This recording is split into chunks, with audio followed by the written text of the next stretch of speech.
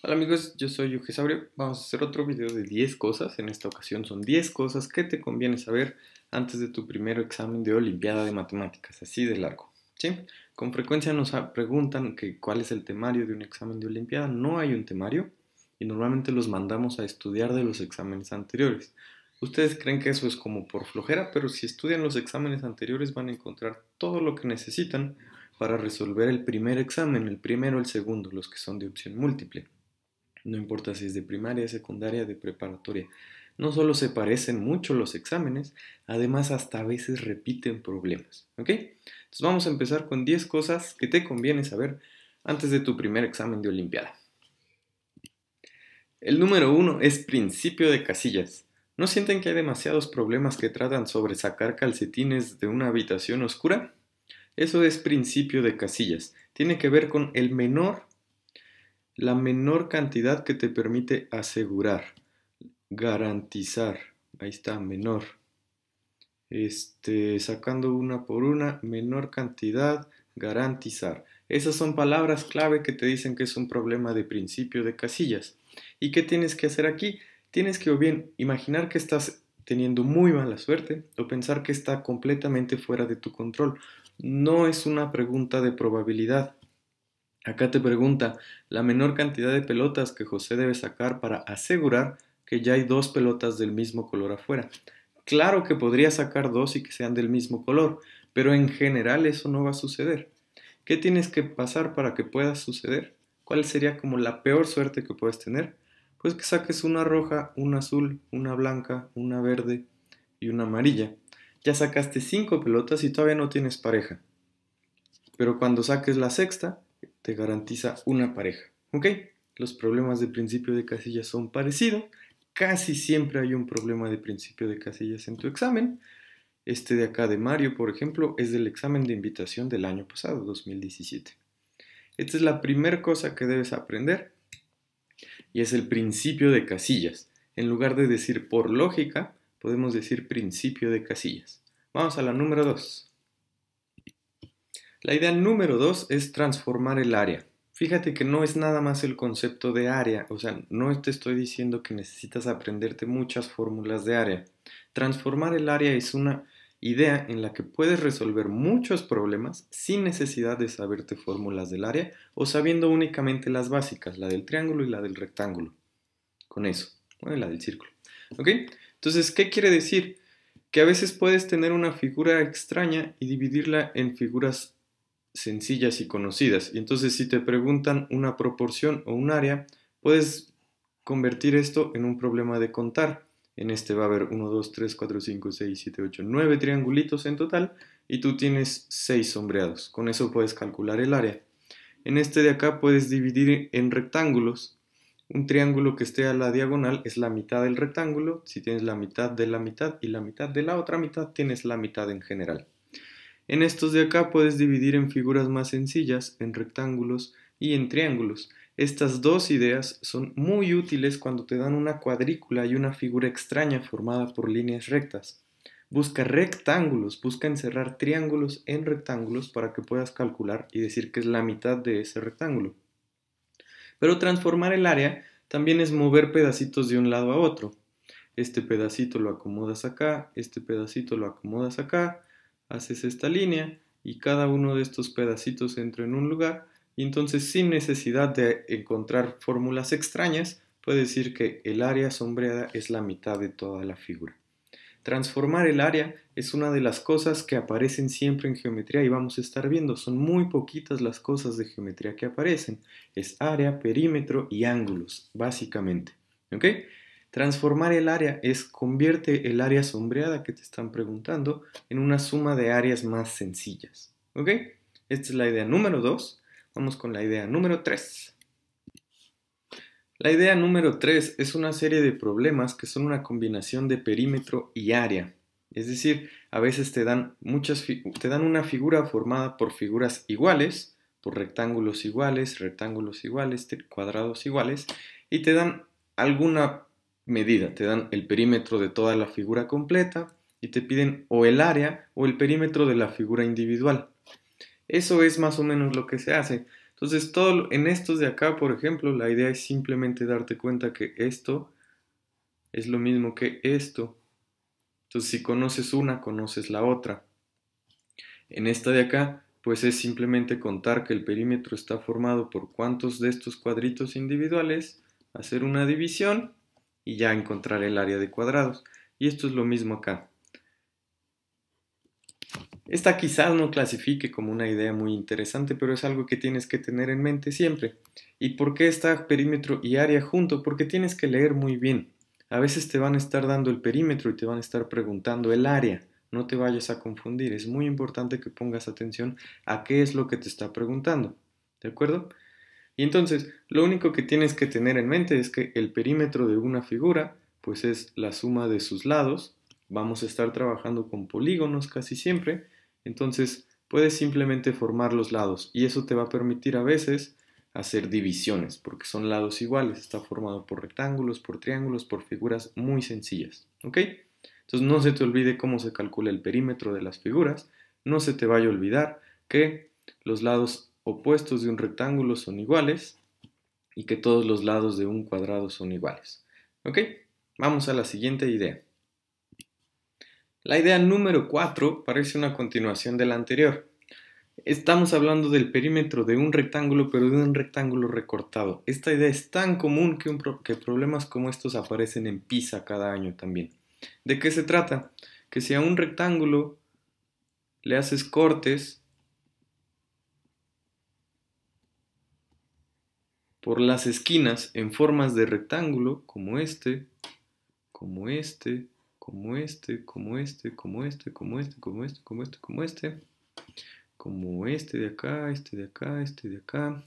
Si le haces cortes en forma de rectángulos, así, entonces el perímetro no cambia. ¿Por qué? Pues porque este que le quitaste acá es igual a este nuevo que tiene y este que el nuevo que tiene es igual a este que le quitaste acá.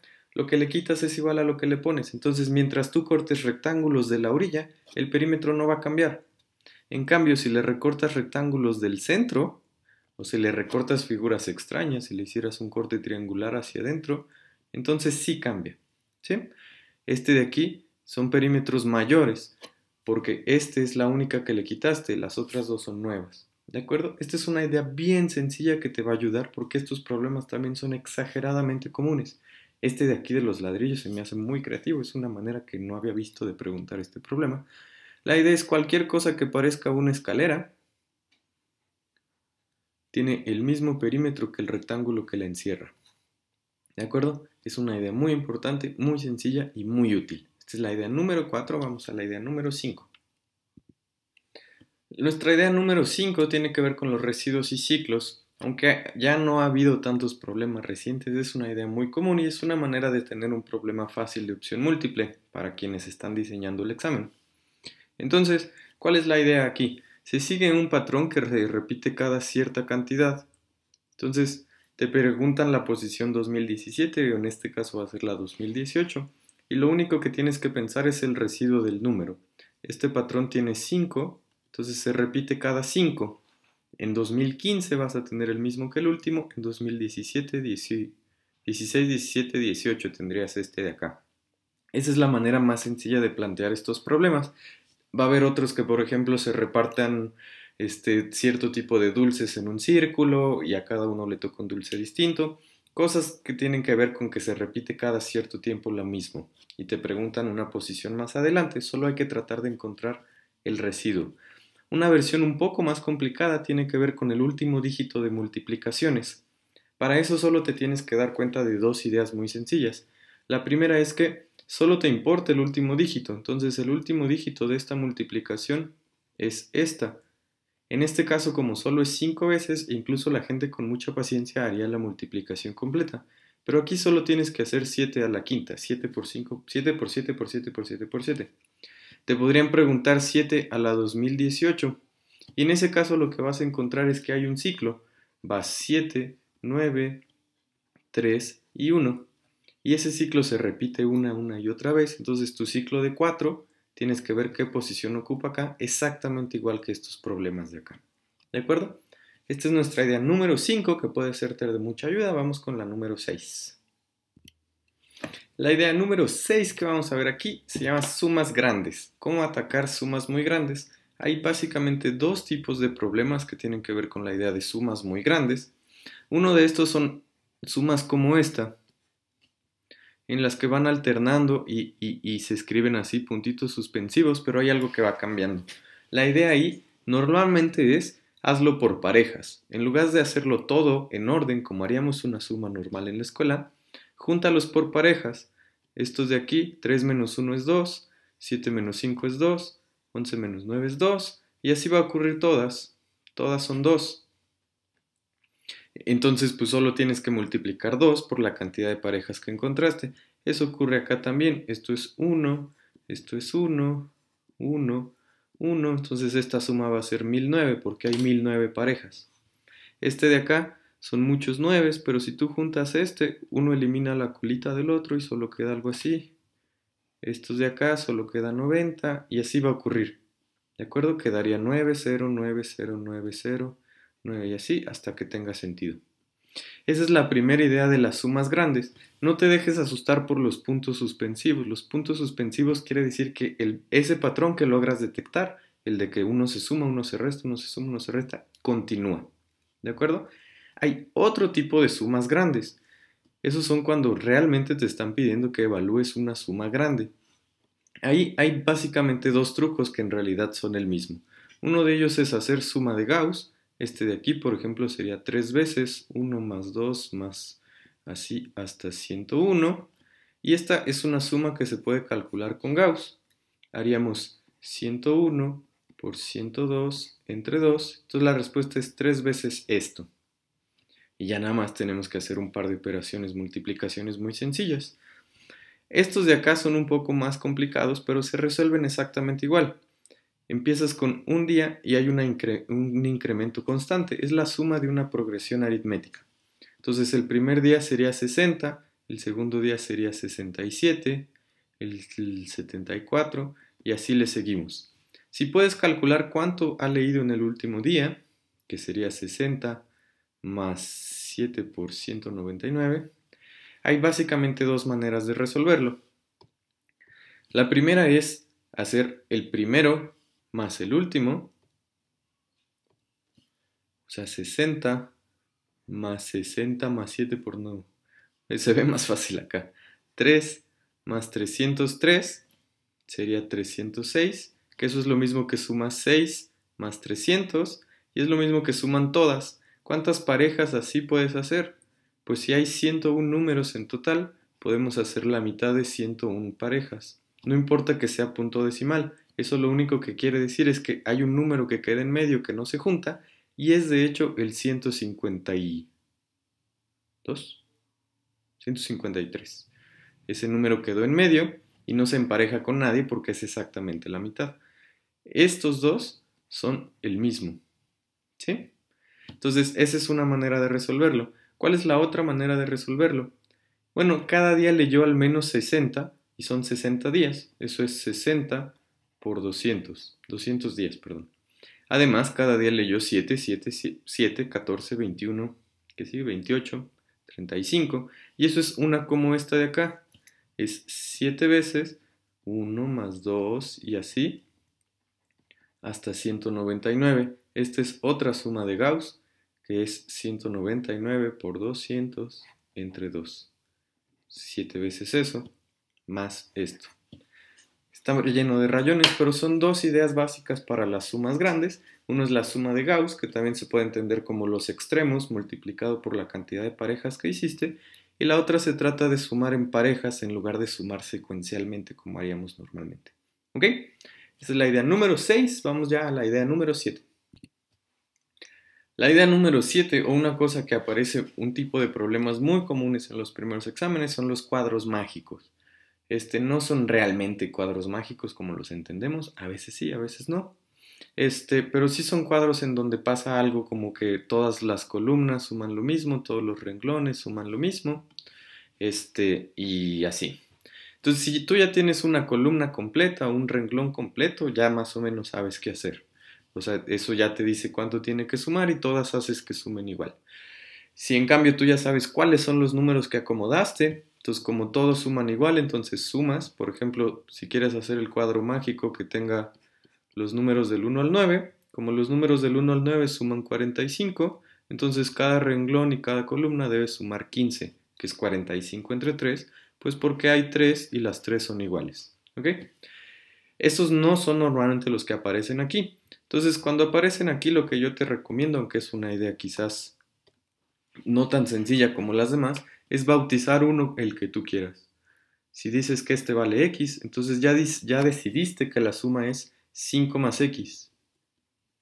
Como aquí tienes 7, entonces este tiene que ser x menos 2. Como aquí también tienes 7, entonces este es x menos 2. Y entonces ya con eso puedes encontrar.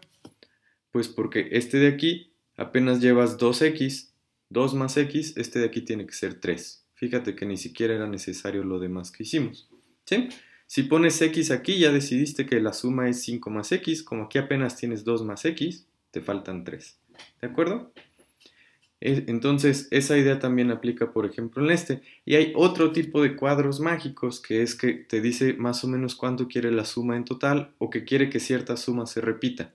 Si la suma se repite, los números se van a repetir también, como ocurre en este de acá. Dice que la suma de cada pareja, de cualesquiera dos cuadritos que comparten un lado es la misma. Entonces, si este es x, como la suma es 2 más x, la suma acá tiene que ser otra vez 2. Pero este es 2 más 3, entonces x será 3. El cuadro se va a llenar con 3 y 2 y podemos encontrar algo así. Hay problemas que pasa lo mismo cuando tienes algo así y te piden que la suma siempre sea un múltiplo de 30, un múltiplo de 15 o sea de hecho 15 o algo así. Si te dice cada 3, entonces se va a repetir porque este de aquí va a tener que ser igual a este de acá porque es el que quitaste. El que quitaste tiene que ser igual al nuevo. Y algo así ocurre en estas cosas también. ¿Ok? Entonces, son varios trucos distintos para cuadros mágicos, cuadros semimágicos, no sé cómo llamarles, que tiene que ver con que estos, por ejemplo, el número que quitas es igual al número nuevo que pones o se deja de cumplir la relación mágica. Y estos de que puedes poner la variable y entonces estar acomodando de acuerdo a ese valor que ya decidiste. ¿Muy bien? Bien. Esa fue la idea 7. Vamos a la idea 8. Estamos cerca de terminar. Nuestra idea número 8 es la imaginación espacial. Estos problemas se han vuelto tan comunes que un examen de invitación del año pasado incluía 2 distintos de estos. ¿Qué quiere ver? Son 2 tipos distintos de preguntas de imaginación espacial. Uno de ellos es ¿cuál de estas figuras completa la figura completa? Y es una figura tridimensional. El chiste aquí es tratar de rotar en tu cabeza las figuras, no las podemos rotar en el papel, no podemos realmente dibujarla bien. Entonces, pues lo que tienes que hacer es que pues sube 1, luego se mueve 3 en la misma dirección y se mueve 1 en una dirección completamente distinta. Entonces, hay que tratar de... La imaginación espacial, digamos, como que no se enseña mucho, pero sí se puede entrenar. Si tú haces problemas de estos, sí que puedes mejorar. Otro tipo de problemas tiene que ver con encontrar ya sea patrones, por ejemplo, tratar de decidir qué hay, cómo son los cuadritos que no ves, contar los cuadritos que están atrás, decidir si los de atrás cumplen o no cumplen, de qué color son. ¿De acuerdo? Esto realmente no creo que se pueda enseñar más allá de decirte cómo está, pero sí que se puede entrenar. O sea, sí hay muchos de estos problemas, sí los puedes ir trabajando y no son demasiado complicados. Mucho de lo que tienes que hacer en un examen como estos es simplemente detenerte y tener paciencia, no contestar a veces lo primero y lo más rápido, sino hacer lo más que puedas. Puedes tratar de completar la figura, tratar de darle así, o contar en ciertos bloques. Entonces tienes que tener paciencia, ¿ok? Entonces la imaginación espacial es algo que tienes que entrenar porque después es muy útil en geometría. Aunque no veamos ya pues geometría espacial en general, tratar de ver figuras en tu cabeza sí que es muy útil, ¿de acuerdo? Entonces estos problemas se están volviendo muy comunes, acostúmbrate a ello, ¿sale? Vamos a la idea número 9. Llegamos a la idea número 9. Esta no me cabe duda de que siempre viene un problema de ángulos en tus primeros exámenes. Ángulos es una de las cosas que nos atrevemos a preguntar porque se ve en la escuela, ¿de acuerdo? Hay tres cosas básicas que tienes que saber. En general, la primera cosa que tienes que saber es que los ángulos interiores de cualquier triángulo suman 180 grados, que los ángulos en una línea recta, el ángulo de una línea recta son también 180 grados. Con eso es casi suficiente para resolver cualquiera de estos. Los que no salen, que de hecho son prácticamente todos, todos tienen el mismo truco escondido. ¿Cuál es el mismo truco?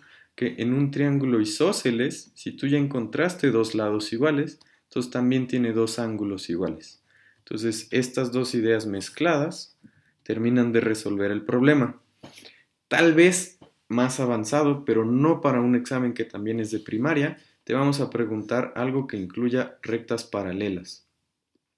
Los alternos internos es útil y en un examen más avanzado se cambia el juego y se mete en círculos. Ahí son otro tipo de ángulos.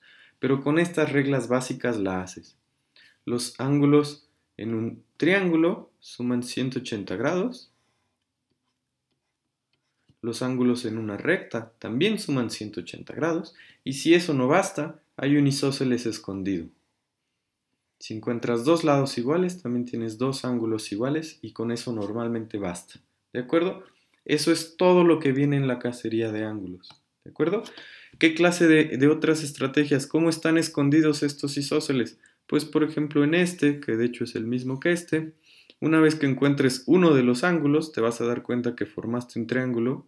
El que falta aquí te va a decir que es isósceles, pero ya sabías que esto era isósceles, entonces tienes otro isósceles. Y la otra idea es mezclar o hacer algo adentro de un isósceles, o bien pegar así dos figuras regulares, un cuadrado adentro de un pentágono, un triángulo equilátero adentro de un cuadrado, cosas que ya de por sí tienen lados iguales, ¿ok? Entonces, ángulos en serio es fundamental porque esto no deja de aparecer en los niveles más avanzados de la Olimpiada. Sigues necesitando ángulos, ¿de acuerdo? La habilidad para cacería de ángulos es fundamental, ¿ok? Ok, vamos a la idea número 10, la idea final de estas 10 cosas que tienes que saber antes de hacer tu primer examen de Olimpiada. Llegamos a la número 10, la décima idea que debes tener en cuenta antes de hacer tu primer examen de Olimpiada, que yo le llamo haz una tabla. De una manera menos amable le podría decir no seas flojo. O sea, hay muchos problemas que se pueden resolver si simplemente llevas orden en lo que estás haciendo y haces caso por caso, uno por uno. Si ya dominas el álgebra, esto no es necesario. Pero muchos de estos problemas que esperamos que un niño de primaria pueda hacer es porque se pueden hacer haciendo paso a paso. En este del gato y el ratón avanza 1 y el gato avanza 2. Como la distancia es 1, 2, 3, 4, 5, el gato necesita dar 6 saltos. Entonces se van a encontrar después de 1, 2, 3, 4, 5, 6 saltos. ¿Sí? Pero si tú no puedes hacer esto de primera instancia, no hay prisa, no hay puntos extra por acabar antes este examen y esto es algo que puedes encontrar rápidamente si haces uno a uno saltos, saltos, saltos, saltos hasta que se encuentran. ¿De acuerdo? Lo mismo si te piden que algo que ocurre dentro de 25 semanas, cuándo va a pasar algo que llegue a cierto número, cuántos números tienen que la suma de sus dígitos es tanto, este de acá es básicamente igual a este, ¿de acuerdo? O sea, sí que puedes usar el álgebra para facilitarte un montón de cosas, pero hacer una tabla ordenada en la que registres los datos y puedas ver qué ocurre paso a paso es una habilidad básica y fundamental. Necesitas poder llevar el orden para poder trabajar problemas más complicados. Si ya dominas el álgebra, seguro que pasaste por esta etapa primero. ¿De acuerdo? Entonces, ¿qué otros problemas caben en lo que yo llamo haz una tabla? Pues casi todo lo que tiene que ver con sistemas de ecuaciones. Te pueden preguntar sistemas de ecuaciones disfrazados. Te dicen que hay 5 paquetes, te dicen cuánto pesan los paquetes por parejas y te piden que encuentres la suma de todos los paquetes o el paquete más ligero o así. Esos tienen trucos aparte, ¿de acuerdo? Pero los que te dicen que triángulo y cuadrado suman tanto, cuadrado y círculo suman tanto y te piden encontrar triángulo y círculo, pues a veces también se pueden con tablas, ¿sí? Si ya entiendes cómo hacer una ecuación sencilla, pues se puede. Pero hay mucho que tú puedes hacer con una tabla, ¿de acuerdo? Casi todo lo que tiene que ver con conteo sencillo, con ver combinaciones, lo puedes ver si haces tu tabla ordenada. Es todo lo que te están pidiendo, ¿de acuerdo? No sé ni qué dice ahí. Muy bien, ¿sí? Si llevas el orden, si vas paso a paso, puedes resolver al menos 3 problemas de cada examen, ¿sí? Haz una tabla, tómate tu tiempo para encontrar los problemas y lo vas a poder resolver, ¿de acuerdo? No hay prisa. En estos exámenes hay suficiente tiempo, a menos que sea la Olimpiada de Otoño, hay suficiente tiempo para que hagas los problemas. Tómate tu tiempo, ¿sí? Hazlo con calma, asegúrate de tenerlos bien. Es muy sencillo sacar 5 problemas bien en uno de estos exámenes, ¿de acuerdo? Y al menos 2 de ellos van a salir si haces las cosas con calma. Muy bien, esta es la idea número 10 que debes tener en mente antes de hacer tu primer examen de Olimpiada. Entonces, no importa si es un examen del examen de invitación que empieza ya mañana, si es tu primer examen en tu proceso estatal en los estados que no aplican si es el primer examen para tu ONMAS o MEP. Casi todos te van a preguntar lo mismo. Estas ideas van a ir cambiando porque se están quemando, como estoy haciendo aquí. Pero si tú entrenaras de los problemas viejos, de los formularios, de los problemarios anteriores, de los exámenes de años pasados, te vas a encontrar con que los problemas se repiten. A veces literalmente repetimos los problemas, ¿sí? Es algo que ocurre, ¿ok? Esta fue la idea número 10. Y estas fueron las 10 ideas que yo te recomiendo. Yo, Ugesaurio, pensaría que te son útiles para resolver al menos la mitad de cualquier problema que te pongan en la primera etapa. ¿Por qué es importante que sepas resolver el examen y que sepas cómo atacar el primer examen? Pues es algo así como fake it till you make it, ¿sí? Pasa los primeros exámenes para que te den entrenamiento, ¿ok? Una vez que tienes entrenamiento, pues ya puedes entender por qué de todo. Mientras tanto, pasa el examen, ¿de acuerdo? Entonces, estas son las 10 ideas. Los problemas se repiten muchísimo. Estudia de problemas anteriores, resuelve los formularios, los problemarios de otros años, resuelve los exámenes de ediciones anteriores, aprende cómo son estos exámenes y hazlos. El problema es que el juego cambia pronto. Tu examen estatal probablemente ya no es de opción múltiple y seguro que ya no tiene cosas tan sencillas como esta. ¿Ok? Si tienes oportunidad, visita patreon.com/Ugesaurio para apoyar el canal y que yo pueda seguir haciendo más videos. ¿Ok? Muchas gracias. Adiós.